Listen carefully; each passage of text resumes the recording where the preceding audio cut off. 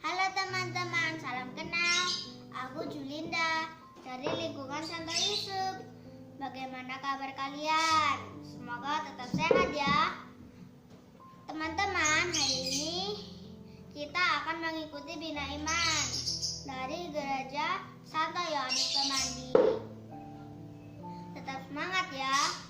Selamat mengikuti Bina Iman dengan penuh sukacita. Tuhan Yesus memberkati.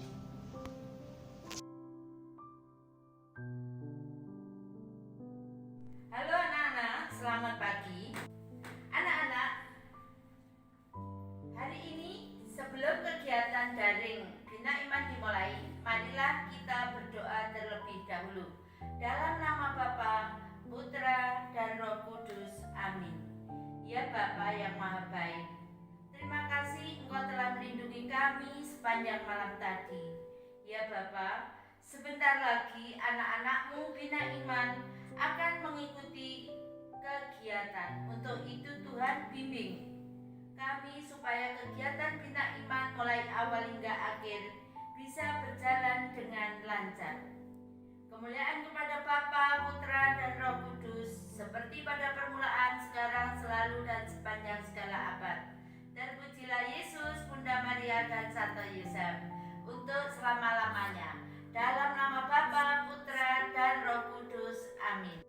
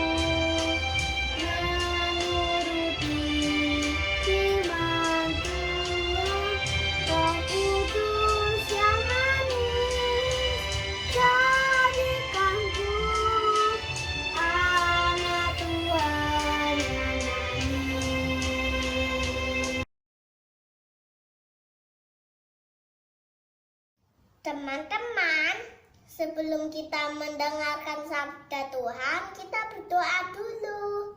Dalam nama Bapa dan Putra dan Roh Kudus. Amin. Tuhan Yesus, berkatilah kami, anak-anak-Mu yang akan mendengarkan sabda-Mu. Semoga kami dapat memahami kehendak-Mu dan melaksanakan perintah-Mu. Amin. Dalam nama Bapa dan Putra dan Roh Kudus. Amin. Selamat mendengarkan sabda Tuhan ya.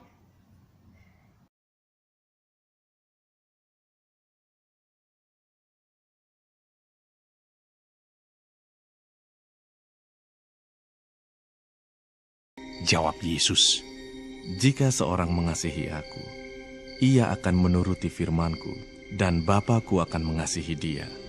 Dan kami akan datang kepadanya, dan diam bersama-sama dengan dia. Barang siapa tidak mengasihi aku, ia tidak menuruti firman-Ku. Dan firman yang kamu dengar itu, bukanlah daripadaku, melainkan dari Bapa yang mengutus aku. Semuanya itu kukatakan kepadamu, selagi aku berada bersama-sama dengan kamu.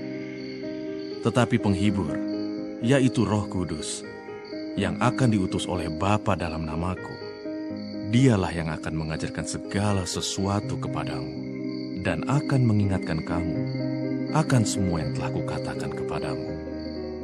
Damai sejahtera aku tinggalkan bagimu. Damai sejahtera aku kuberikan kepadamu. Dan apa yang kuberikan, tidak seperti yang diberikan oleh dunia kepadamu. Janganlah gelisah dan gentar hatimu. Kamu telah mendengar bahwa aku telah berkata kepadamu, aku pergi, tetapi aku datang kembali kepadamu. Sekiranya kamu mengasihi aku, kamu tentu akan bersuka cita karena aku pergi kepada Bapa-Ku. Sebab Bapa lebih besar daripada aku. Dan sekarang juga aku mengatakannya kepadamu sebelum hal itu terjadi, supaya kamu percaya apabila hal itu terjadi.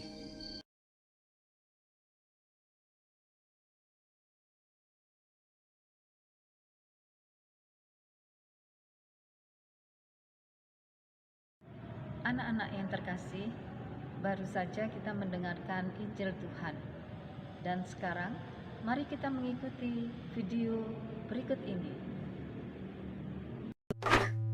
Jika kita pernah mendengar frase Roh Kudus dan kita ingin tahu artinya, dari mana kita harus memulainya? Ya, kita harus memulainya dari halaman pertama pada Alkitab, di mana dunia yang belum berbentuk digambarkan sebagai tempat yang kacau dan gelap ini.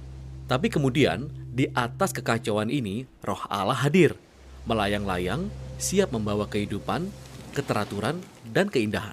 Oke, tapi apa itu Roh Allah? Ya, jadi roh adalah cara penulis Alkitab berbicara tentang kehadiran Allah secara pribadi. Kata dalam bahasa Ibraninya adalah ruach. Ruak? Ya, benar. Tenggorokan kita harus benar-benar bersih di akhir pengucapan. Jadi apa itu? Ruach dapat merujuk kepada sejumlah hal yang berbeda. Namun kesamaan umumnya adalah energi. Energi? Kok bisa? Jadi ada energi yang tak kelihatan yang membuat awan bergerak atau cabang-cabang pohon bergoyang. Benar, angin. Jadi dalam bahasa Ibrani itulah ruach. Oke. Sekarang tarik nafas panjang. Kamu dapat merasakannya bukan? Di dalam? Ya, udaranya? Ya, tepatnya energinya. Benar, tenaga yang ada pada tubuhmu yang kamu dapatkan dari bernafas dalam-dalam itu juga adalah ruach. Dan ini adalah kata yang sama yang digunakan dalam Alkitab untuk menggambarkan kehadiran pribadi Allah. Sama seperti angin dan nafas yang tak kelihatan, Roh Allah juga tak kelihatan. Angin sangat kuat, dan demikian juga Roh Allah sangat kuat. Dan sama seperti nafas yang menjaga kita tetap hidup, Roh Allah pun menopang semua kehidupan. Ya, ruak. Nah, seiring kita melanjutkan kisah di Alkitab, kita melihat ruach Allah memberikan kekuatan khusus bagi orang-orang untuk melakukan tugas-tugas tertentu. Orang pertama di Alkitab yang mengalami hal ini adalah Yusuf. Roh Allah memampukan dia untuk memahami dan mengartikan mimpi. Dan kemudian terjadi pula pada seorang pria bernama Bezalel. Dan dia adalah seorang seniman. Roh Allah memperlengkapi dia dengan hikmat dan keahlian. Dia diberikan kecerdasan kreatif untuk membuat benda-benda yang indah di bait suci. Kemudian kita juga melihat ruach Allah memperlengkapi sekelompok orang yang disebut para nabi. Mereka dapat melihat segala hal yang terjadi dalam sejarah dari sudut pandang Allah. Itu benar sekali. Dan inilah masalahnya seperti yang dilihat para nabi. Sementara ruach Allah telah menciptakan dunia yang sangat baik, manusia justru menyerah pada kejahatan. Mereka telah melepaskan kekacauan di dalamnya melalui ketidakadilan mereka. Sebuah ketidakteraturan jenis baru. Ya, dan para nabi berkata bahwa roh akan datang, seperti pada Kejadian pasal 1. Tetapi sekarang, dia datang untuk mengubahkan hati manusia, untuk memampukan manusia untuk benar-benar mengasihi Allah dan orang lain. Bagaimanakah roh Allah yang aktif dan baru ini akan terjadi? Nah, berabad-abad telah berlalu dan kita diperkenalkan kepada Yesus. Dan di awal misinya, ada adegan menarik di mana Yesus dibaptis di air sungai Yordan. Ya, langit terbuka dan roh Allah datang dan menghinggapinya seperti seekor burung. Kisahnya menyebutkan bahwa roh Allah memperlengkapi Yesus untuk memulai ciptaan baru. Dan kita melihat ini terjadi ketika ia menyembuhkan orang atau mengampuni dosa mereka. Dia menciptakan hidup di mana dulunya ada kematian.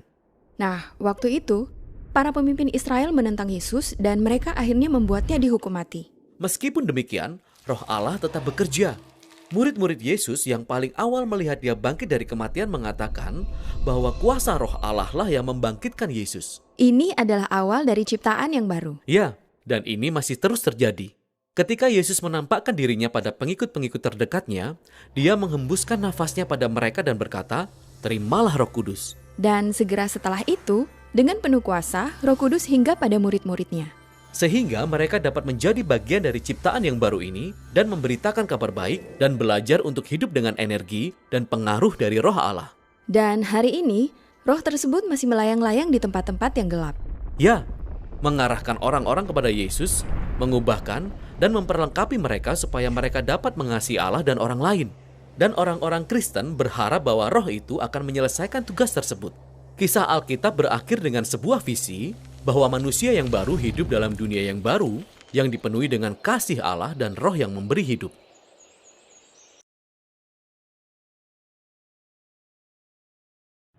Anak-anak yang terkasih, sekarang kita masuk dalam kegiatan aktivitas. Kita akan membuat satu keterampilan yang dari kertas. Selamat mencoba.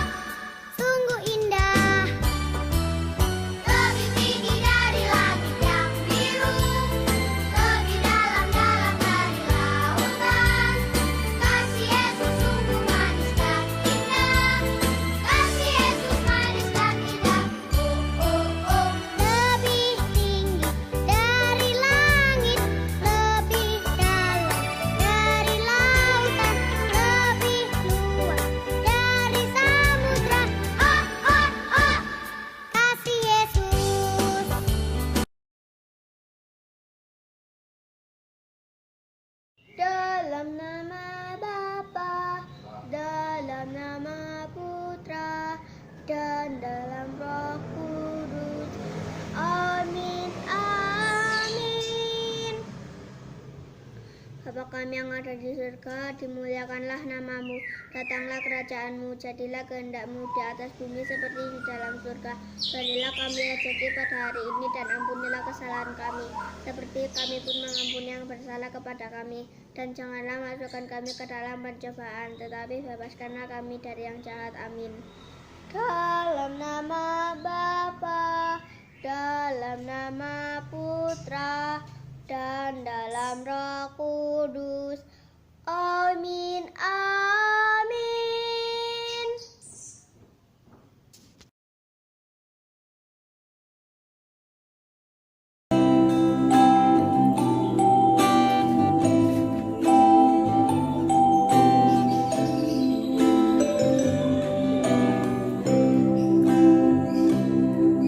Yesus, ku panggil, Yesus, ku undang, masuk dalam hatiku. Yesus, ku panggil, Yesus, ku undang, masuk dalam hatiku.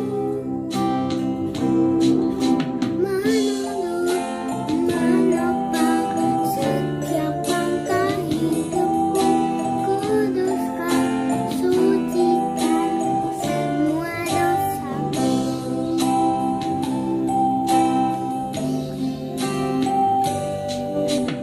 Yesus, ku panggil, Yesus, ku undang, masuk dalam hatiku. Yesus, ku panggil, Yesus, ku undang, masuk dalam hatiku. Menopang setiap langkah hidupku, kuduskan, sucikan semua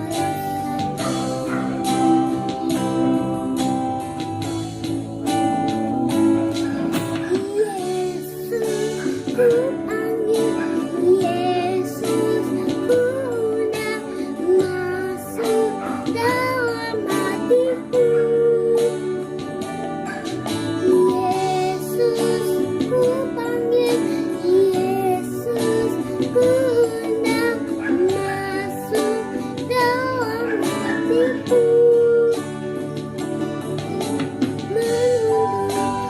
Menopang setiap langkah hidupku, kuduskan, sucikan semua dosaku. Semoga Tuhan Yesus memberkati. Dadah.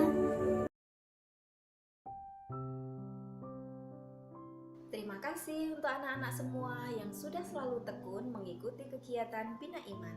Terima kasih juga untuk para orang tua yang selalu mendampingi anak-anak untuk mengikuti kegiatan pembinaan iman kita setiap minggu. Sekarang kita akan mengakhiri kegiatan kita. Marilah kita mempersiapkan hati kita untuk berdoa. Dalam nama Bapa dan Putra dan Roh Kudus. Amin. Tuhan Yesus, terima kasih karena Engkau telah menyatakan kasih-Mu yang begitu besar kepada kami. Semoga kami selalu meneladan Engkau untuk hidup dalam kasih dan lebih berani lagi untuk menyatakan kasih itu kepada sesama kami. Nama-Mu kami puji kini dan sepanjang masa. Amin. Dalam nama Bapa dan Putra dan Roh Kudus. Amin. Terima kasih untuk anak-anak semua. Tetap semangat untuk berdoa, belajar, dan bermain dari rumah. Tuhan Yesus memberkati.